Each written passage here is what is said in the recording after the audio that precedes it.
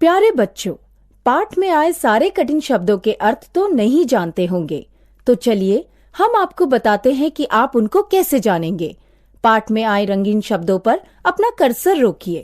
अर्थ आपके सामने है। समझ गए बच्चों? चलिए अब पाठ पढ़ते हैं।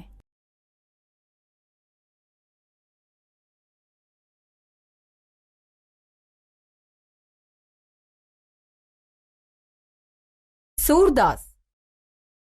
प्रस्तावना। कवि अपनी कविता में क्या कहते हैं? कुछ कवि प्रकृति का वर्णन करते हैं, कुछ कवि प्रेम के बारे में लिखते हैं, कुछ कवि ईश्वर और भक्ति के बारे में कविता करते हैं।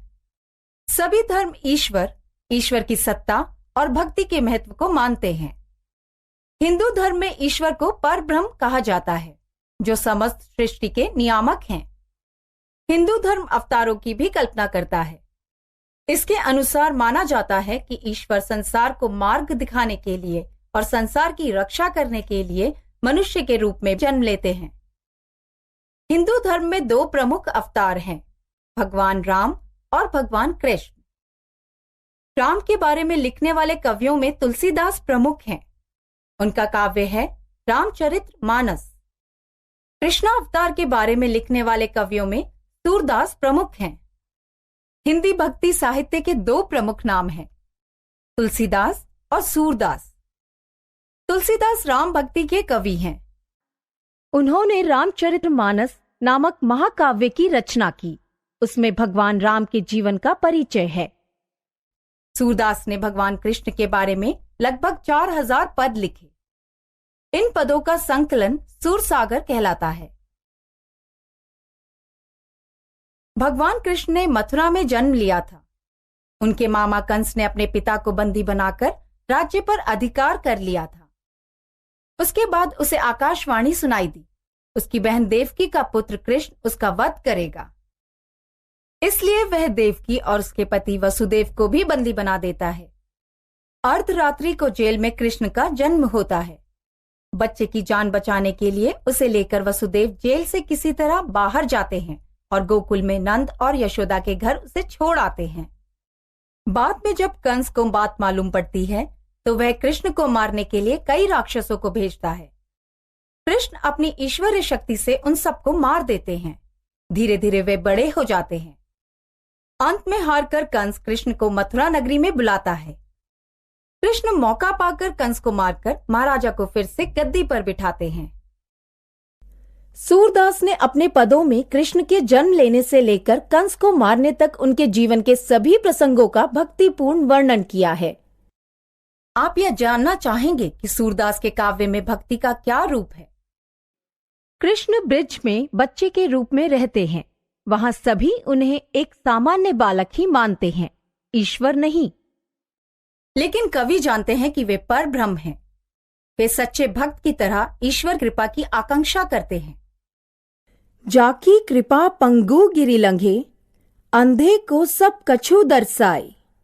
बहरो सुने मूक पुनि बोले, रंक चले सिर छत्र धराई।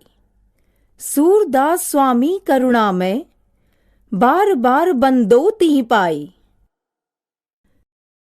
ईश्वर की कृपा हो तो लंगड़ा पहाड़ पर चढ़ाई कर सकता है, अंधे को सब दिखाई दे सकता है, बहरे सुन सकते हैं, गूंगे बोल सकते हैं, गरीब धनवान बन जाता है। सूरदास करुणामय से कहते हैं कि मैं बार बार उसके चरणों पर शीश नवाकर वंदना करता हूं। वे ईश्वर से प्रार्थना करते हैं कि ईश्वर उन्हें पाप से मुक्त करे और उनके जीवन का उद्धार करें। भक्त ईश्वर को करुणामय, कृपा निधान मानकर भक्ति करता है। अवतारवाद में ईश्वर को देखने के अन्य रूप भी हैं। जब बच्चे शरारत करते हैं तो भी माता पिता को उसकी बातों से उसके प्रति प्यार उमड़ पड़ता है। अगर हम अवतारवाद में ईश्वर को बच्चे के रूप में देखें तो बच्चे के प्रति हमारा प्यार या वात्सल्य भी भक्ति का ही रूप है। सूरदास ने बाल कृष्ण का सुंदर वर्णन कर हमारे मन में भक्ति भाव जगाया है। कहा जाता है कि सूरदास नेत्रहीन थे। कुछ लोग मानते हैं कि वे जन्म से ही अंधे थे, लेकिन उन्होंने बाल कृष्ण, राधा, गोपियों और प्रकृति का ऐसा वर्णन किया है जैसे वे अपनी आंखों से देख रहे हों। एक पद देखिए। शोभित कर नवनीत लिए, घुटुरुनि चलत रेणु तन मंडित, मुख दधी लेप किए, चारु कपोल लोल लोचन, गोरोचन तिलक दिए, लट लट कनी मनुमत मधुपगन, मादक मधुही पिए, कटुला कंठ ब्रज केहरी नक, राजत रुचिर हिए, धन्य सूर एकोपल इहि सुख, का सतकल्प जिए। कृष्ण जी हाथ में मक्खन लेकर सुंदर लग रहे हैं। शरीर में धूल भरी है, घुटनों चलते हैं, मुंह में दही लगा हुआ है, सुंदर गाल, चंचल आंखें, माथे पर गोरोचन का तिलक, लटे चेहरे पर आ रही हैं, मानो बहुत से भौरे मधु पीकर और मस्त होकर उड़ते आ रहे हों। गले में कंठी, बगनखा का हार, उनका रूप हृदय में समा जाता है। कोई पूछ सकता है कि जन्म से अंधा व्यक्ति इतना अच्छा रूप वर्णन कर सकता है भला?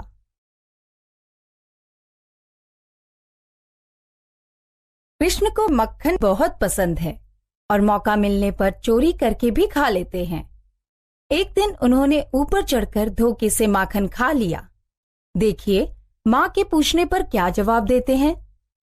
मैया, मैं नहीं माखन खायो, ख्याल परे ये सखा सबे मिली, मेरे मुंह लपटायो, देखी तुही सीके पर भाजन, ऊंचे धरी लटकायो, हों जो कहत नान्हे कर, अपने में कैसे करी पायो, डारी सांटी मुस्काई जसोदा, श्याम ही कंठ लगायो। मां, मैंने माखन नहीं खाया, बदमाशी के ख्याल से इन सब मित्रों ने मिलकर मेरे मुंह पर माखन पोत दिया। तुम ही देखो, तुमने माखन वाला मटका ऊपर छीके पर लटकाया है। मेरे तो बहुत छोटे हाथ हैं, मैं ऊपर तक कैसे पहुंच सकता हूँ। यशोदा को कृष्ण की शरारत मालूम पड़ जाती है तो वे छड़ी फेंककर मुस्कुराती हैं और शाम को प्यार से गले लगा लेती हैं। छोटे बच्चे प्यार पाने के लिए माता पिता से शिकायत करते हैं। बाल कृष्ण अपने बड़े भाई बलराम और उनके मित्रों की चुगली कर मां का प्यार पाना चाहते हैं। एक पद देखिए। मैया मोही दाऊ बहुत खिजायो, मोसो कहत मोल को लीनो, तू जसुमती कब जायो, गोरे नंद जसोदा गोरी, तू कत श्यामल गात, चुटकी दे दे ग्वाल नचावत, हसत सबे मुसुकात, तू मोही को मारन सीखी, दाऊही कभू न खिजे, मोहन मुखरिस की ये बातें, जसुमती सुनी सुनी रिझे, सुनहु कान्हा बलभद्र चबाई, जन्मत ही को धूत, सुर श्याम मोहि गोधन की सौ, हो माता तू पूत। मां, भैया ने मुझे बहुत सताया। कहते हैं मां यशोदा ने तुम्हें पैदा नहीं किया, खरीद कर लाई हैं। कहते हैं पिता नंद गोरे हैं, मां यशोदा गोरी हैं, तो तुम कैसे काले पैदा हो गए। उनकी बात सुनकर ग्वाले सब हंसते हैं। तुम मुझे ही हमेशा मारती हो, भैया को कुछ नहीं कहती। मोहन के मुंह से रोष की ये बातें सुनकर यशोदा को आनंद आता है। कहती हैं, सुनो कान्हा, तुम्हारा भाई बलभद्र जन्म से ही धूर्त है। अपनी गायों की सौगंध, मैं ही तुम्हारी मां हूं और तू मेरा बेटा है। इन पदों से हम जान सकते हैं कि ईश्वर को अपनी दृष्टि से प्यार करना भी भक्ति का रूप है। मां यशोदा और पिता नंद उन्हें पुत्र के रूप में प्यार करते हैं। ग्वाले उन्हें अपने मित्र के रूप में प्यार करते हैं। गोपिकाएं और राधा उन्हें अपने साथ पाकर आनंदित होती हैं, उनसे दूर होने पर दुखी होती हैं।